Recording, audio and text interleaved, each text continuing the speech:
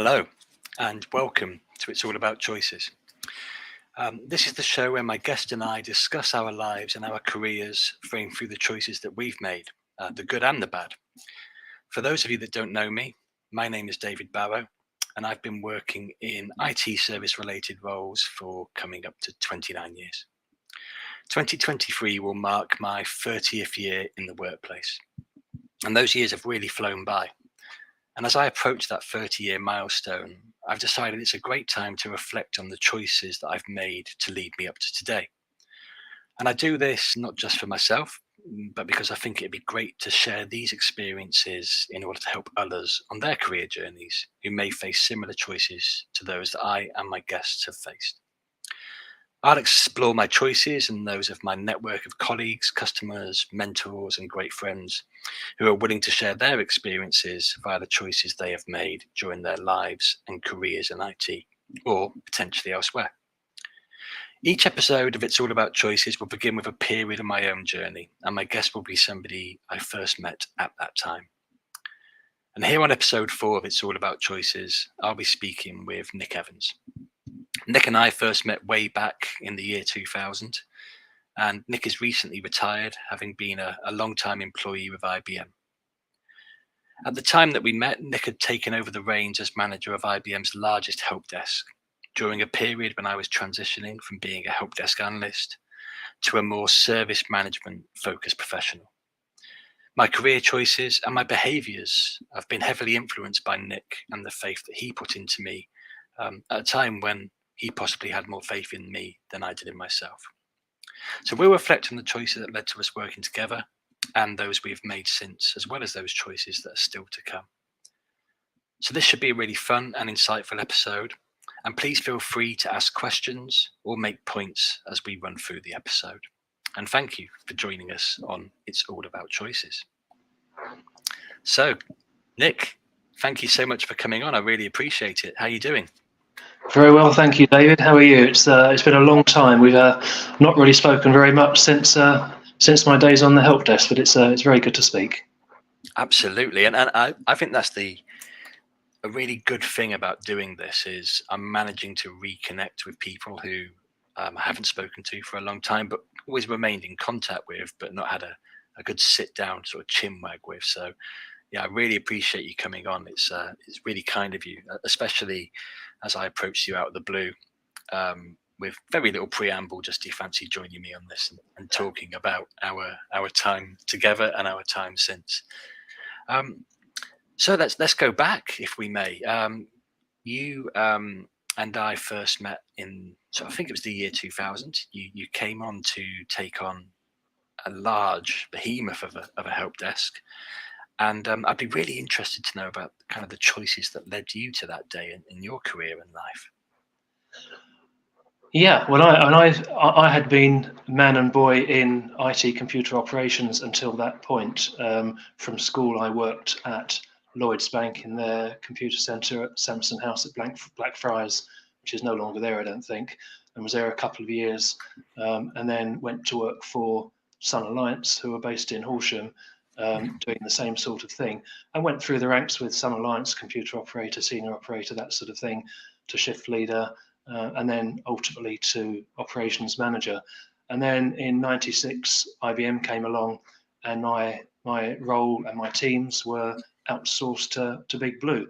So that was '96, and then life changed suddenly for us, and you go through all the emotions of why us, why are we being outsourced, to, well, actually, this might not be a bad thing, because IT careers for a big IT service provider have to be more varied and more available than perhaps in the IT department of an insurance company.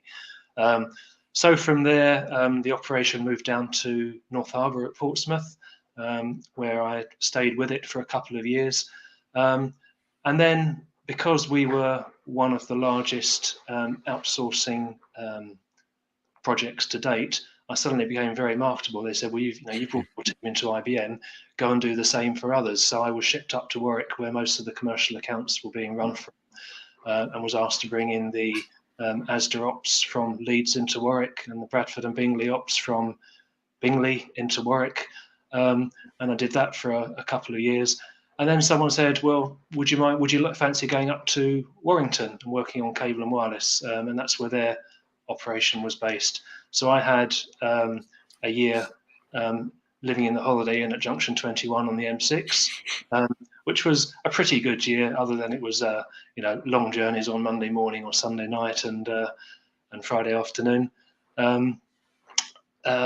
Babysitting the operation at Cable and Wireless through the millennium, and then soon in the year 2000, the year had come to an end up in Warrington, and it was, well, what's next? And I think it was Kevin Dawson who was the PE on, or at least the delivery executive on Cable and Wireless, said, well, we need someone to run the help desk down in Brentford. How about it? Now, having spent the previous X number of years, 15, 16 years in operations, I hadn't got a clue about anything else other than IT operations.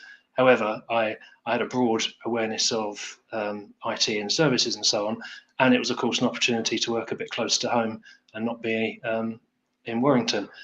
So I pretty much accepted the job without really seeing it. It's like buying a house without looking at it first.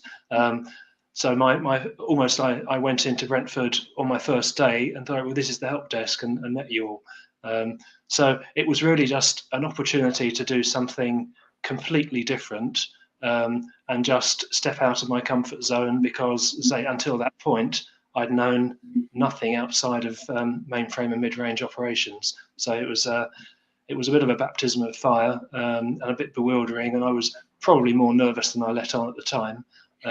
But just a real opportunity to do something completely different. Mm-hmm. That's interesting. I honestly don't recall any nerves, but what I do recall, and it came out the conversations I had with Marion and Derek, actually, that they too kind of arrived at that point through more an element of judgment, but also an element, well, let's give it a go. Let's see what happens. And in Derek's case, complete career change. He was working in forensics at the time. So, and I know you said that it was a bit like sort of buying a house without looking at it. Do you reflect back and think that that was a choice that you made that was a good one, and it kind of panned out how you expected, or a choice that you made that maybe panned out differently, but still ultimately was a good one? Because for me, it was in hindsight now, I would say it was the best decision I ever made. I look back at my time on the help desk as the role where I learned the most about myself. I learned the most about how to manage teams, how to get the most out of people, how to work in an extremely diverse environment. And apart from anything else, I guess just finding out that I could put my hand to something where I didn't really have any experience of it. And pretty much all my roles after that were things that I hadn't really done before. So it gave me confidence to try things that I probably didn't deep down feel very qualified to do. And I didn't feel qualified to run a help desk. I knew what a help desk was, and I knew that people phoned up and people on the end of the phone would fix what they could and pass on to technical teams what they couldn't. But that was about it. And I didn't know anything else really about how a help desk ran. So it's highly dependent on the people, the very many experts who were working on the help desk to help me through it, if you like. Yeah, and we were a big team, weren't we? I mean, we were a diverse, large team who'd kind of all been brought in to run that thing. So it must have been quite daunting for you coming into. Yeah, and the other thing was I hadn't really, to any great extent, had contract workforce, and the desk was, I think when I joined, it was something like 60 or 70 people, but half of those were manpower agency contractors, and they had their own on-site manpower. That's right. But it brought in itself a whole new set of problems, because they weren't our employees, they were manpower employees, but nevertheless we were their task manager, and it was up to us to keep them happy, and they would have as much say or have as many concerns about the way things are being run as the regular IBM employees. So again, it was a whole new set of problems, something that I hadn't really encountered before. Yeah, God, you've reminded me now, because I remember going down there as a manpower employee and being over the moon when I finally got made into an IBMer, which I think was probably around 2000. That's something that's just come back to me. And I remember dealing with, I think it was Sarah who looked after us from the manpower perspective. Yeah. And being absolutely over the moon when I finally became an IBMer after I think I'd been with the company 3 years at that point and moved down there. So that's so I think we were quite high in numbers and high in calls. I recall myself as an analyst there taking over 100 calls a day, trying to smash out my first time fix and keep my average speed of answer nice and low. It was a really, really interesting time. I'd like to ask you a question about the time, because it was around that time when you arrived that I'd stopped actually being an analyst, and thinking back, I suspect maybe I became an IBMer because of the role that I took on, which was, if I remember correctly, was quality and customer satisfaction leader. I think it was quite a mouthful and quite an elevated role for a help desk analyst at the time. But my role was looking at those things, how we were satisfying the customer and the quality of our work and our calls. And I recall you and I going to a meeting with a senior member of the customer base, because the service was maybe not to the standard that they'd like, but we were improving it. And in this meeting, we were speaking to the customer, and I remember saying to Marion on a previous episode that working with Marion on that desk was the first time I felt empowered.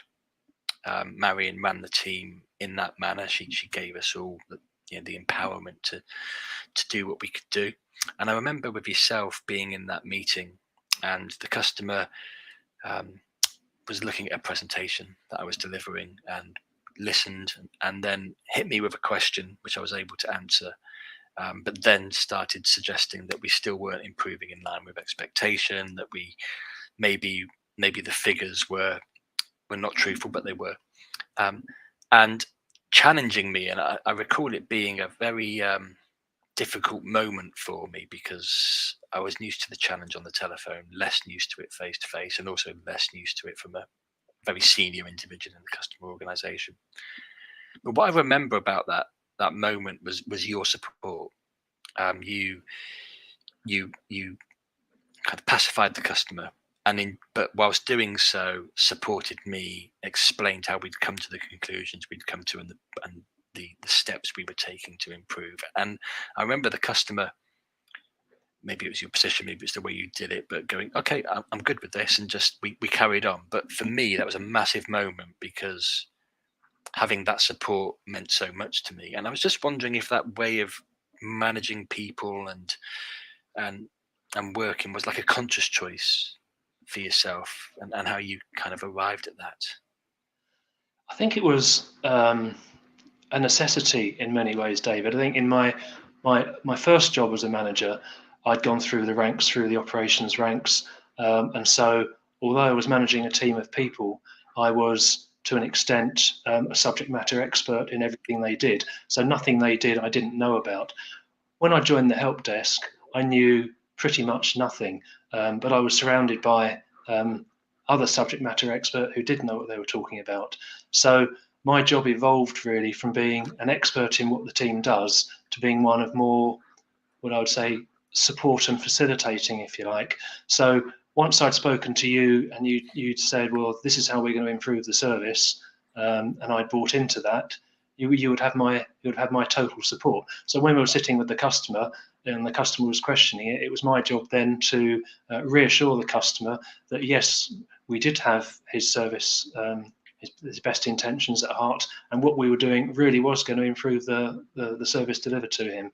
And say it was more a case perhaps of adding a little bit of clout and hearing it from someone else rather than just you, if you like. Even though I hadn't got a clue what I was talking about in many ways, I was able to add some weight to the argument and just reassure him. But I think, in other roles it has been the same. I found myself after the help desk role increasingly having to do the same, and hear it from the horse's mouth, and then represent that to senior members of the client to say, this is what we're doing to address the problem, even though it wasn't my solution, it was just one that I was supporting and reinforcing. I think one thing, David, early in my career, I had a manager who said to me, most managers say, these people work for me. He said, the best managers say, I work for these people. And that's something which stuck with me there on after, really. And it's something which I tried to apply, but really had no choice but to do that, because at the end of the day, if your team is delivering and your subject matter experts and your team leaders are delivering, then everything else is easy. So the emphasis definitely changed from supporting and enabling people like yourself to deliver, and then everything else has clicked into place. Yes, it's really interesting. One of the reasons that I kind of wanted to set up this webcast was to talk about those little nuggets, those things that we hear from others, that whether it's a piece, being supported, whether it's in your case hearing it from a manager about the team and so on, and how they help others throughout their career journey. And I speak with people an awful lot at varying stages of their journey, and some lack confidence, some have loads of confidence, others are senior, some are junior. But I think the thing that comes through is that we can all help one another. And I think just hearing, I remember that day and it really helped me. But it's really interesting for me to hear how others have helped you on the path to that day as well. Because at the time I saw you as this, wow, this is amazing, Nick supporting me, kind of almost blew my mind, so to speak, even though that was always the case. And others have said so too, but I think it's great just to break it down and talk about it. Yeah, and I found the best way, or the only way I could survive on the help desk, was talking to as many people as I possibly could. I mean, in the early days, you'll remember it, the service was struggling. We had lots of red on the sheets. We were hemorrhaging service credits, 6 figures a month we were paying back to the customer because we weren't delivering the service. And I was being sent poisonous emails saying, you need to fix this. And it was, well, how do we do that? So the only way I could do it was to sit down not only with people like yourself and people like Maria and Julia at the time, and Dave on the stats and people like that, but to sit down with some of the manpower people, anyone who wanted to talk really, and saying, what's going wrong? What can I do to help you? And one of the issues, as an example, was that we were losing quite a lot of the manpower people. They would come into IBM, they would do their year or so and get IBM on the CV, and they disappear. And I remember talking to a lady called Dion, and her saying to me, well, people are leaving because they can go elsewhere and get a couple of thousand more, and a couple of thousand because they weren't earning a huge amount was a lot.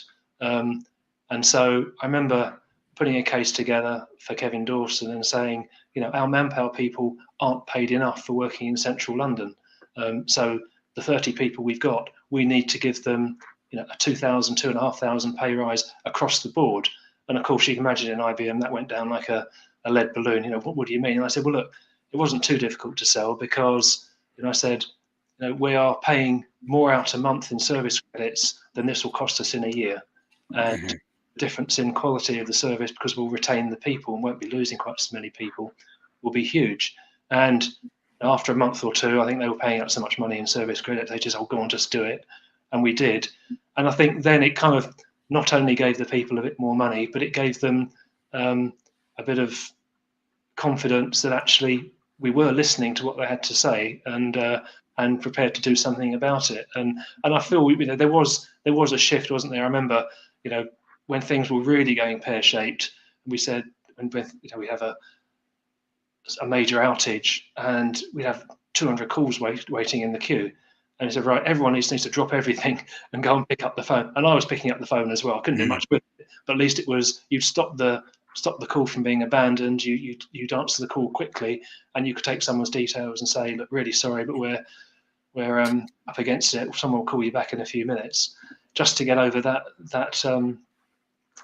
initial sort of avalanche of calls and so on. But yeah, going back to the point, I think it was a case of needing to talk to everyone and get everyone's point of view, so that everyone felt they were being listened to, and it wasn't just a case of this is the way we're going to do it and dictate things to people. Absolutely. I'm just going to share this comment from Bex, who's watching us live in New Zealand. So I'm making that 3 a.m, which is incredible. Thanks for the support, Bex. Bex was also my host in New Zealand, and James, her husband, he and I worked together at Fidelity, and Bex was there too. So, but Bex makes a really good point. She's made a couple of points, but I love this one, that your leader should always have your back, empowers you to do your job. And I certainly always felt that way on the service desk for yourself and Marion. And you've just reminded me as well that, during that period, I remember us doing things that I still do today. So we built the knowledge base, because then we had enough people there, as in retaining, that we were able to extract the knowledge from them to then go and build our knowledge base, which started to improve our first time fix. And I think that was the subject of the presentation that we were delivering that day. And again, I hadn't remembered the subject until you started making that point, and I'm pretty sure it is. And bless Bex. Bex, seriously, it's 3 a.m. You can watch this again on YouTube, but I really appreciate you staying up for it. Thank you. I hope the kids don't wake you up too early in the morning. So I believe we moved on at similar times from the help desk. I think I moved on maybe late 2001, early 2002. And I think it was early 2000. Sorry, late 2001, early 2002. Sorry, get my times right. And I think you may have moved on around the same time. So what choices did you make after that? It was, well, I mean, the decision to leave the desk was both easy and difficult. The service had gone from being very red to green across the board, and I think Marion said it on the last call, it was almost I'd done as much as I could taken the desk as far as I could take it, and it needed someone else to continue it. It by then had become a global help desk, and it was both Brentford and Manchester. And Sun Alliance, that I'd started my career with, in the meantime had merged with the Royal to make RSA, and there was a second wave of outsourcing happened in 2002, and there was an opportunity to go and manage desktop support teams for the south part of the country, so Birmingham southwards, for the new account, if you like. So that was one reason. The other reason, if I'm brutally honest, is I was exhausted. The help desk, although it was the most fantastic job, and I still say the best job I had in IBM, I was absolutely exhausted. And it wasn't until I stopped doing it that I realised how tired I was. And if you remember, the desk used to start at 7 in the morning. That was my shift. Go until 6:30 in the evening. And for a large proportion of my 22 months or so, I was on the desk. I was leaving home at 5:30 to be in when the desk opened, and I was there when the desk closed, and getting home at 8:30, 9 o'clock. And to do that indefinitely, particularly when the chips were down, if it was like one of these things, well, if the ship's sinking, I'm going down with it. But it wasn't until I stopped doing it that I realised just how tired I was and how much it had taken out of me. The opportunity to go back and work with teams from RSA meant I was going to be based at the RSA data centre, which was walking distance from where I live, which is why we bought the house here in the first place, because back in my Sun Alliance days, the data centre was built in the late 80s, and I bought a house so I could walk to work. And then, say, once I was outsourced, I was anywhere except there. And work a bit closer to home, but again, do something completely different. This role was to manage distributed computing desktop support type teams, delivering service for RSA customers. So their main offices were, and Horsham was the main hub, but they had people in Birmingham, Bristol, Chelmsford, Peterborough, places like that. So although there was an element of travelling, my dot ball, as it were, was to walk into work at Lennox Wood, which is, say, a mile or so away, which was great. So I could go travelling once a week, but it would be once a week, not all day, every day. So that was an opportunity to do something completely different and learn a new skill. Again, it's variation on the theme, really. Desktop teams have service levels to achieve, the same as the help desk did, and they have SLAs and KPIs and this, that, and the other. So it was variation of the theme. And again, the same as the help desk, I relied heavily on the team leaders based at each of those sites to say, tell me what you do. Tell me how I can help you improve what we do. And I did that for 4 years or so. But again, it was good. It was completely different. Very steep learning curve initially. But again, it was a good experience. And did you find, because I would guess that as that team, they would probably receive calls or receive tickets from help desks. Did you find that the background of working, you were almost now sort of an element of empathy with what was Yeah, coming over? Because there's often certainly in my experience, there's often a disconnect between those receiving the ticket and those sending the ticket over, if yeah. I'm being polite.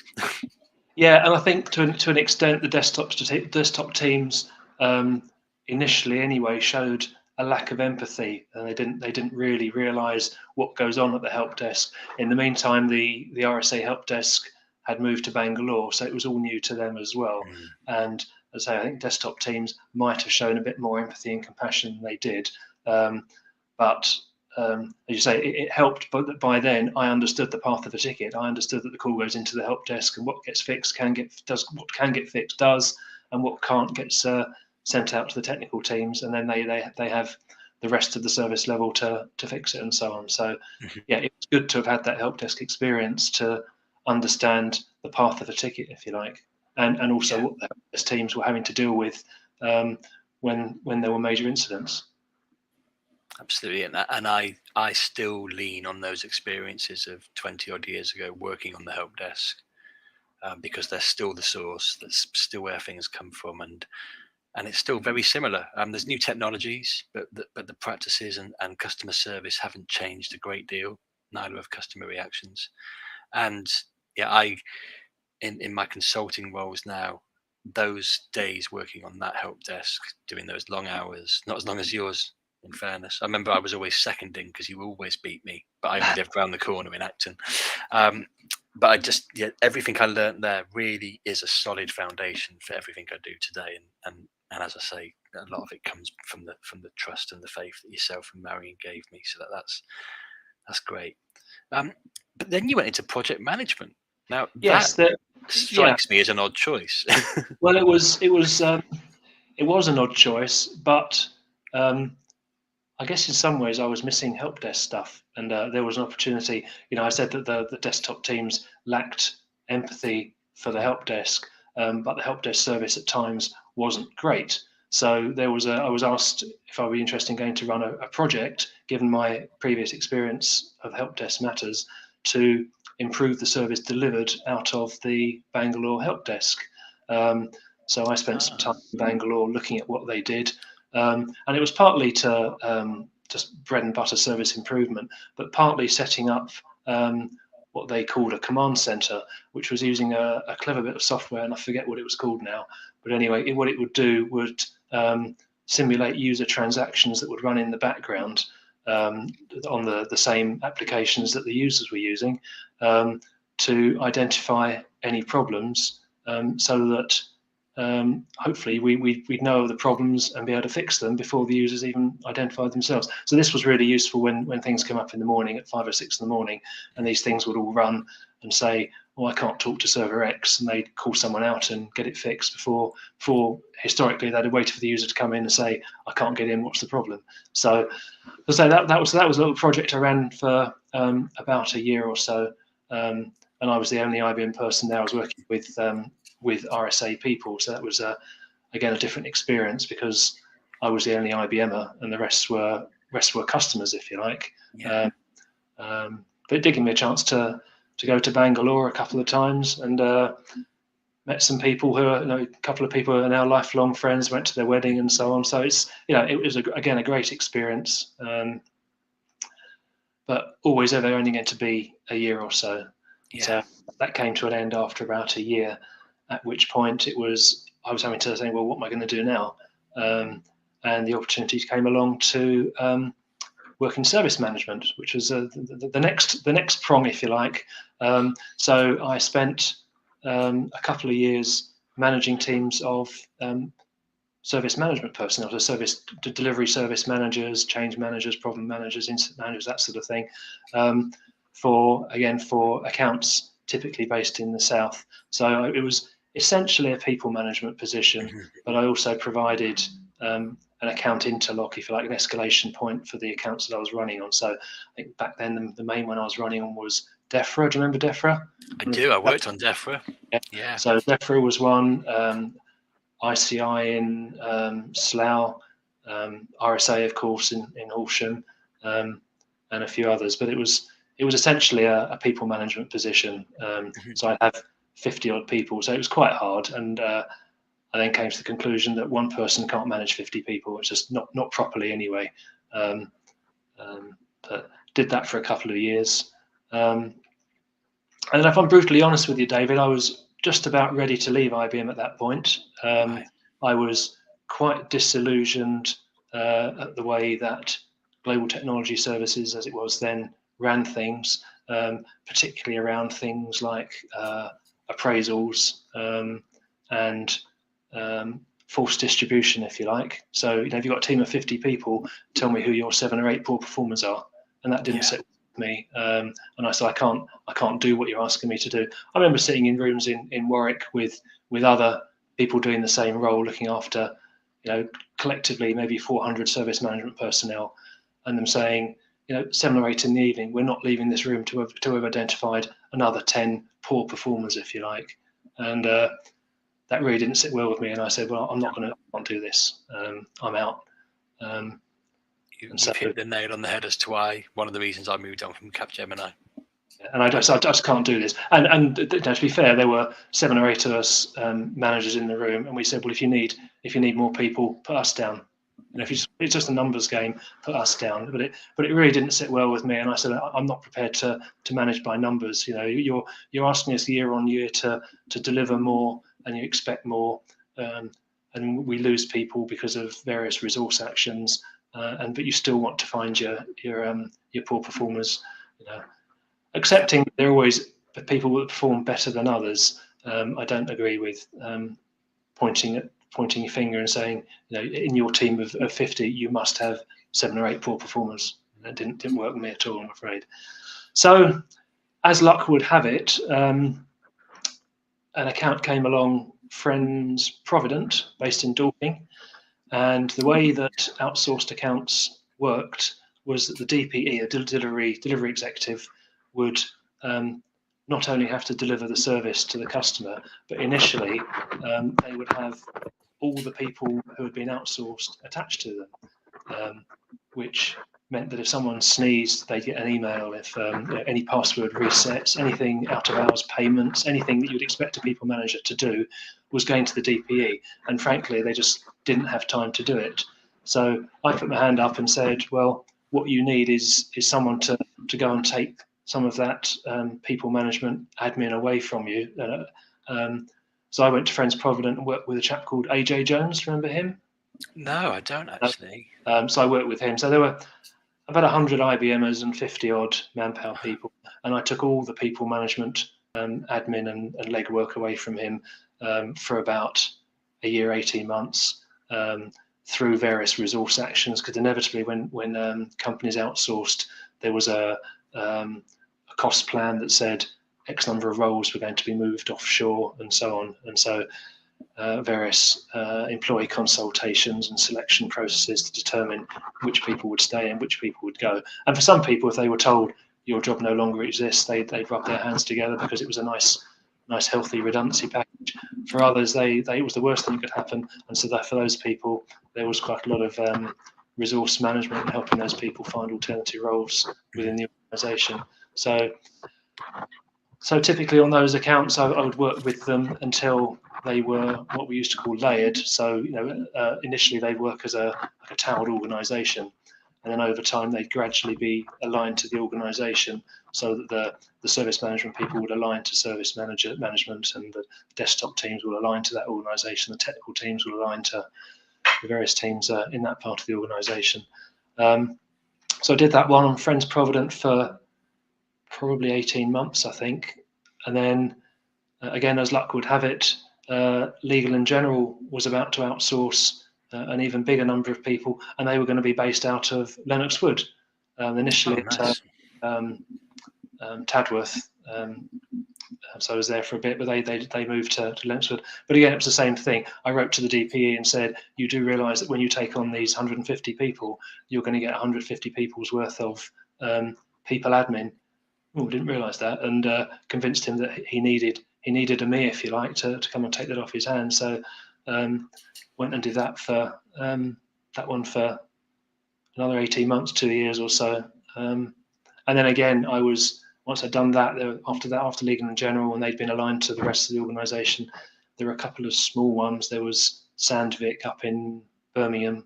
But at that point, again, I was still on the face of it employed by Global Technology Services. And although it had, to an extent, alleviated the problem that I'd had in service management with false distributions of appraisals and so on, it hadn't gone away. And so I was looking for a next opportunity, whether that was going to be in IBM or outside of IBM. Mm-hmm. And someone sent me a job opportunity. I can't remember who it was. I think it was someone in HR sent me an opportunity for a role that was in Software Group, which was Acquisitions Integration Manager, which was essentially managing the integration of acquired teams into IBM for the first months of their journey, if you like. And so I went to talk to people in Software Group, and went to talk to the manager in that team and a couple of her managers, and joined Software Group, where I was for the last 8 years or so of my career, which was, I have to say, a bit of a saviour, because, as I say, Software Group was a real breath of fresh air compared to what I'd been used to at GTS, and it was one of these moments you say, well, I should have done this years ago. But it was actually quite tricky, because then, if you remember, you work in GTS, and that's where you work. But although it's still part of the same organisation, to get approval to join a completely separate part of the organisation was very, very difficult. So my new manager had to pull a few strings and go up quite high in the chain to get approval to take me on into Software Group. So yes, and I spent the last 8 years of my career managing teams of people making their journey into IBM. So at the point that a deal had closed, you would get in amongst the team and introduce yourself. You take them through employee consultation, but for once it wasn't a redundancy type consultation. It was this is what your T's and C's are going to be in IBM. And then the role it was great because it touched on all sorts of areas. It touched on HR through the employee consultation stuff. It touched on procurement, because often there were contractors, there were always services involved to migrate across. Touched on finance for obvious reasons. Resource management, because sometimes people's roles weren't a natural fit into IBM. If a company came in with, say, a payroll clerk, and said, well, we've got a huge engine of stuff that happens down in Portsmouth. Your job doesn't really exist in IBM. So helping those people to find alternative roles. It touched on IT, so laptop deployment, mobile phone deployment, and so on. Just everything that someone from another company would need to be able to do their job with an IBM badge. So that was really good. And there were a number of different acquisitions I worked on, and each one would last typically a year or so, but each acquisition was completely different. The dynamics and the people and the culture were always different. I mean, some of them would be full of young, vibrant people where music and beer in the office was the thing. Others were, dare I say, white middle-aged men with pinstripe suits and more formal. So it was really good to get involved with things and trying to adapt your style depending on who you're working with. Yeah, it's funny. I'm kind of reflecting on what you've been saying in your career. It's over sort of 40 odd years. It's almost a tale of two halves. You've got your ops roles for 20 years, and then your people focused leadership roles for the next 20. And it just occurred to me, because you wouldn't, in my experience at least, obviously you are proof that I'm wrong, you wouldn't normally see somebody who's a heavy ops person end up in those roles. So was that something that, because I know you said earlier, like the help desk was almost buying a house without seeing it. Were you consciously searching for that type of role, or did it really just come like that? I don't think so, David. I think the trouble is, having worked for so long in operations, it was a case that I didn't know what I didn't know. So I didn't really know what was out there. So it was a case of, well, let's try something, see if it fits. But I think the help desk role gave me an opportunity to work with so many different people, and I think it probably did make me realise that actually I was better at managing people than I was actually managing a service. So yeah, I think It's because it's a theme that keeps coming out in these conversations. Is that whole, I myself started as a coder. I was terrible at it. We kind of start somewhere, and we make some conscious or unconscious choices that lead us on this path. And I love the fact, just chatting to you, that you've kind of got that clear demarcation of two halves. But I also know that we got 5 minutes. I'd like to just cover one or two other points. You ended up working on the European Works Council as well, so that must have been really stimulating.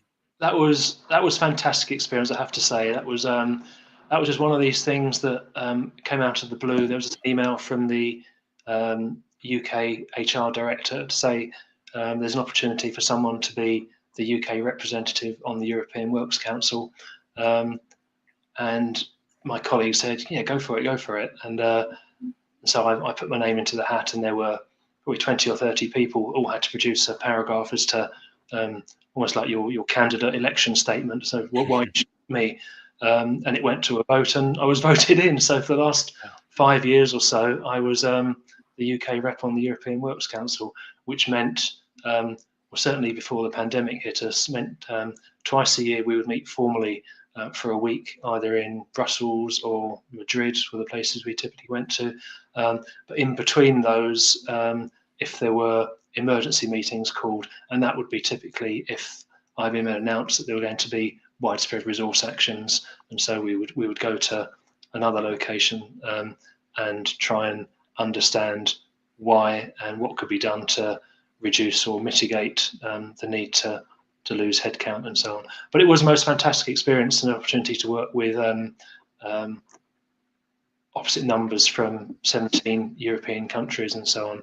But the whole experience felt a bit like, you can imagine what it's like working in the European Parliament. So we all sat with headphones on, and people in booths around the outside. And so everything anyone says, I always had the advantage because I was the English speaker, and everything was then translated into 17 different languages, if you like, or a dozen different languages anyway. So yeah, it was a fantastic experience. I loved it, and it was an opportunity to meet very senior members. Senior members are from the business, so people from DTS and finance and HR, just to understand why the company was taking some of the decisions it was taking, and to question and challenge and so on. So yeah, that was really good. Unfortunately, Brexit largely put pay to that, and as I left the organisation, the UK was then starting to think, well, now the UK is no longer part of the EU. Do we need to have a representative on the Works Council?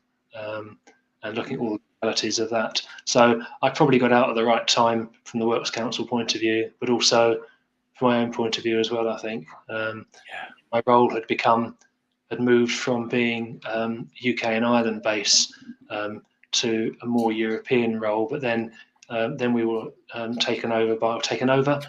The management were then based in the States, so it then meant that you're on conference calls at being a global team, then on conference calls with someone in Australia at 7 in the morning, and on conference calls at 10 at night with someone in the States. And I just thought, I'm getting too old for this. And the thing is, a lot of people have said to me, you will know when the time's right to retire. And they were, and I thought, well, not sure about that, but they were absolutely spot on. And when the time was right, I said, do you know what? I've had enough of this. I don't need it anymore. It's too much stress, too much aggravation. I've had a good time, but now's the time to go and concentrate on, dare I say, some of the more important things in life. Yeah, absolutely. And so let's get to those. We've got a minute or two, but I'd love to hear about those choices you're making now, or how to fill your time. It must be amazing. Well, stuff. I spend a lot of time pursuing or doing all the things that I had to fit around work previously. So I spend a lot of time outside. We love walking. I still play hockey, and I take lots of sports photographs, primarily hockey photographs. So I have sort of, like most of them go on social media, but I've also got a little job working at one of the universities in Brighton, taking sports photographs for them on a Wednesday afternoon. So that's just a little pocket money job, but it's great to be able to do something which is my passion and I love doing. I spend most of my Saturdays, as I say, either playing or taking hundreds or thousands, dare I say, photographs of people running around chasing a ball around, and then most of Sunday, Monday, Tuesday going through the editing process and publishing and so on. So although I'm not doing anything that earns me any money, I'm doing things that make me happy. So yeah, that's fantastic. And I think also doing photography myself, having the time to do the edit is probably more important than having the time to take the photo. it is. Yourself. I mean, if I go and take pictures of a game, people are sending me messages an hour afterwards saying, "Have you got any pictures of today's game?" I say to them, "Look, the game takes an hour and a quarter or so. It will take me 6 hours or so to go through all those photographs and straighten and crop and this sort of thing and discard the ones I don't want." I think they just think I just download them with the camera and upload them onto the laptop and that's it. But it does. You're right. It's hugely time consuming, and sometimes I might take a couple of games on a Saturday and a game on a Sunday, and that will take me most of the following week to do. I also walk a neighbour's dog for him, which is gets me out of the house in the morning because he's got a border collie, but he's had a hip. The owner's had a hip replacement, so I do that for a couple of hours before the day starts in the morning. And, so you're still an early riser. Yeah, I get out of the house. I haven't had to set an alarm for as long as I can remember, so I don't get up particularly early now. But I'm out of the house walking the dog at 8 o'clock till about 9:30, 10, and then get on with whatever's planned for the day, whether that's editing photographs or whatever. So that's great. Well, I think that is a brilliant place to bring this to a close. I honestly can't say enough how much I appreciate not just you coming on the show, but also genuinely the support you gave me all those years ago. It's really helped me with my career, and I know it's helped many others. I've spoken to Dave Horn. He sent his regards and said exactly the same. And I know it's not just us two that you've helped. So thank you so much. Thanks for coming on today, and thanks for sharing your choices and with all the viewers. no, you're very welcome. It's been a bit like This Is Your Life Without the Red Book, but it's been quite fun looking back over the last almost 40 years and just revisiting what I did and just asking myself why I did what I did, when, and so on. So it's been great to talk and catch up. Oh, that's good. That's brilliant. That's the whole purpose. Thank you. Well, thanks, Nick, and thank you to everybody for joining in, especially Bex. If you're still awake, well done you. It must be very early now, or you've been up all night having fun. I hope it's the latter. So thanks, everybody. Goodbye.